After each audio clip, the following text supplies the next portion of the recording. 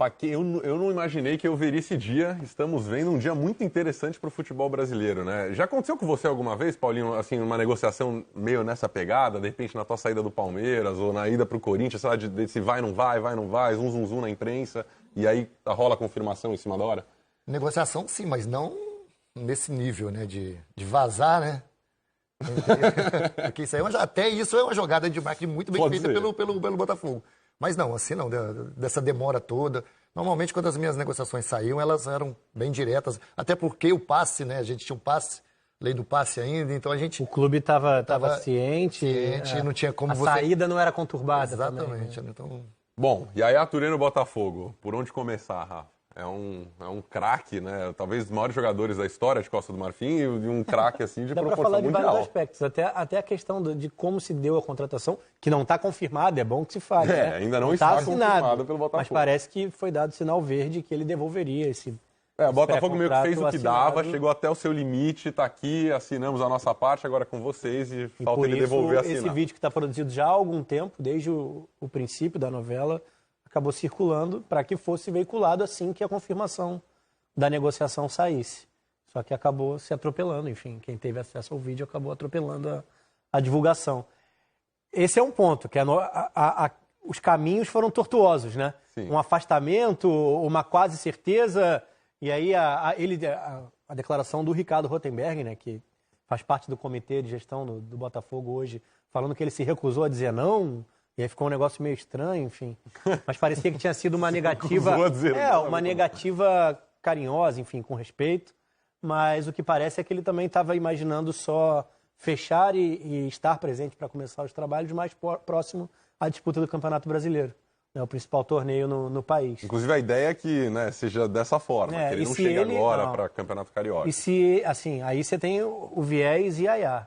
É fantástica a chegada dele ao futebol brasileiro. Fantástico. Por mais que tenha a idade avançada, por mais que venha de uma temporada no futebol chinês, tenha sido pouco aproveitado no último ano de contrato no City, cara, ele joga demais. E não estou dizendo que o Botafogo vai brigar lá em cima no Brasileiro, nada disso.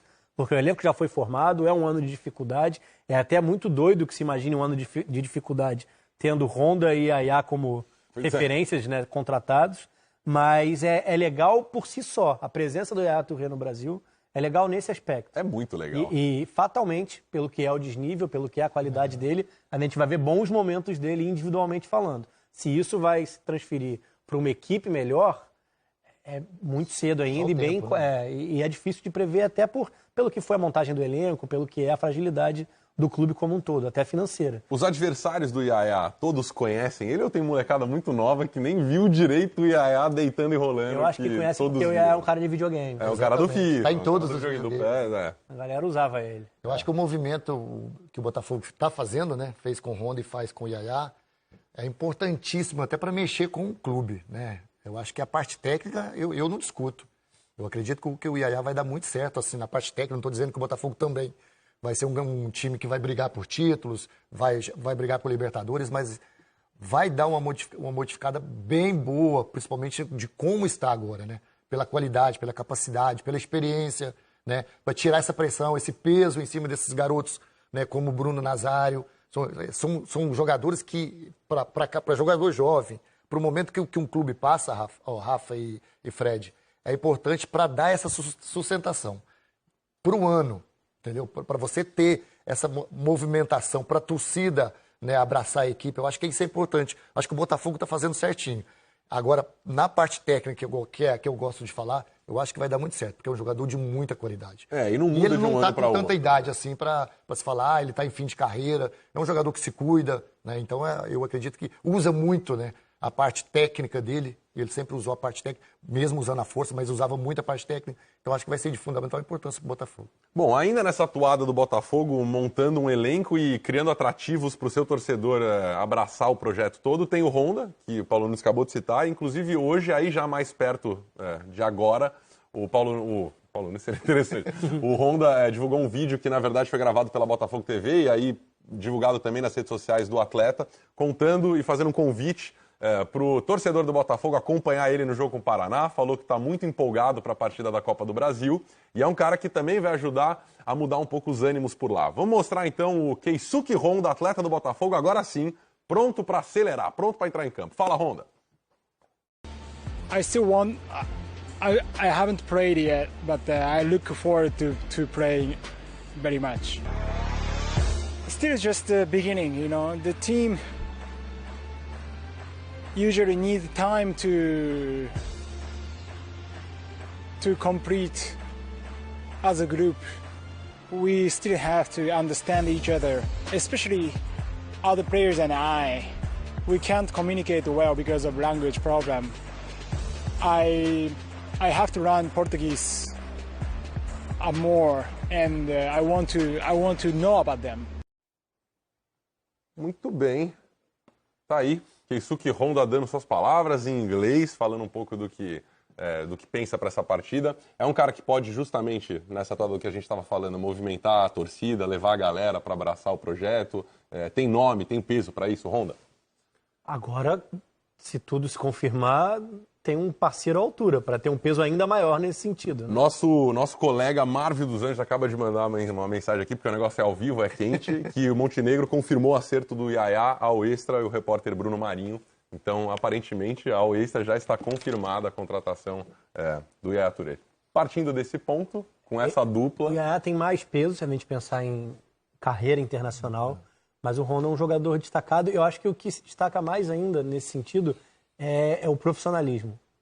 É um jogador que se cuida, é um jogador que se importa, a questão do português que ele cita, o estar em interagir com os companheiros, em vivenciar o momento que ele se colocou, né, a viver, essa experiência dentro do futebol brasileiro, mas não com um aspecto de fim de carreira ou de ex-jogador.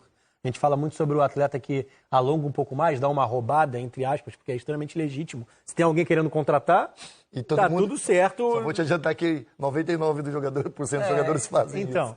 Mas ele ainda aparece mais na ativa nesse sentido. E se importando com o que vai dar de retorno.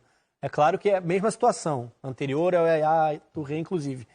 Acho que não muda patamar de time, porque é algo muito mais complexo, né, e profundo do que simplesmente ter o Honda para jogar. Até porque, quem é o grande destaque do time na temporada? É o Nazário. Aonde o Nazário joga? Como meia central. Aonde o Honda joga para ser resguardado fisicamente, como meia central. Aonde o Yaya joga próximo à meia central. Vai jogar todo mundo? Vai amontoar um em cima do outro. E outra, né? O melhor Honda que a gente conheceu, seja o do videogame, o Milan, enfim, era um Honda que jogava pelo lado direito do campo. Mas aí você está falando de um Honda 4 anos atrás. Mas você acha, você conhece ele melhor. É o Honda que fez o nome melhor Honda. do que eu. Você não acha que ele não conseguiria jogar como um segundo meia, não tendo tanta, né, obrigatoriedade de... É que, por exemplo, num time como o Flamengo do Jorge Jesus, que joga compactado, 30 metros, os jogadores cobrem espaços pequenos do campo e viajam sempre juntos. Dá. Tanto que o Gerson é o 2, né? Daria para jogar até pelo lado. Arrascaeta e Everton Ribeiro são bons exemplos nesse sentido. Sim. São jogadores de potência, de grande vigor, e dão a resposta nas funções. No Botafogo, você está falando de um time que joga mais espaçado, que a linha de defesa gruda mais na própria área, não joga com a linha tão alta, não está tão organizado. Esse é um processo. Poderia atingir esse nível? Sim. E aí ele daria uma resposta muito melhor, poderia jogar pelo lado central, aonde o Honda joga para ser resguardado fisicamente, como meia central. Aonde o Yaya joga próximo à meia central, vai jogar todo mundo? Vai amontoar um em cima do outro. E outra, né? O melhor Honda que a gente conheceu, seja o do videogame, o Milan, enfim, era um Honda que jogava pelo lado direito do campo. Mas aí você está falando de um Honda 4 anos atrás. Mas você acha, você conhece ele melhor. É o Honda que fez o nome melhor Honda. do que eu. Você não acha que ele não conseguiria jogar como um segundo meia, não tendo tanta, né, obrigatoriedade de... É que, por exemplo, num time como o Flamengo do Jorge Jesus, que joga compactado, 30 metros, os jogadores cobrem espaços pequenos do campo e viajam sempre juntos. Dá. Tanto que o Gerson é o 2, né?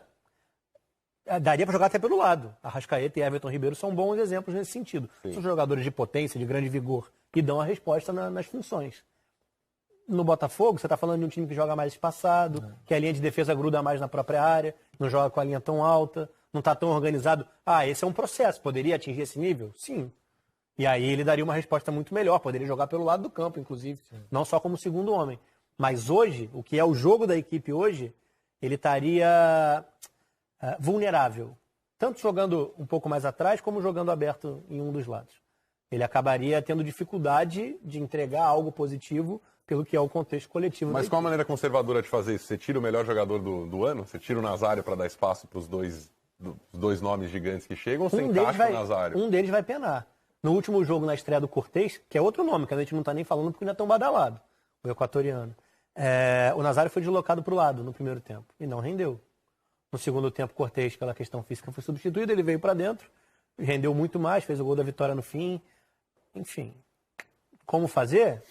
O Paulo Autuori vai queimar a mufa. Mas eu particularmente acho, que não cabem todos. E aí já é uma baita roubada. Você tem jogadores de exceção, se você pensar no que é o nível do elenco e no que é o nível desses caras. Exato. E dois deles não vão ter espaço no time. Bom, se o Paulo Autuori vai ter dificuldades, vamos colocar ele para falar então. Ele falou sobre a expectativa para o Clássico, é sempre um jogo muito difícil, mais ainda com o Flamengo esse ano. Fala, Autuori. Em termos de história, Botafogo e Flamengo, Botafogo é um clássico pesado, né? Uma história extraordinária.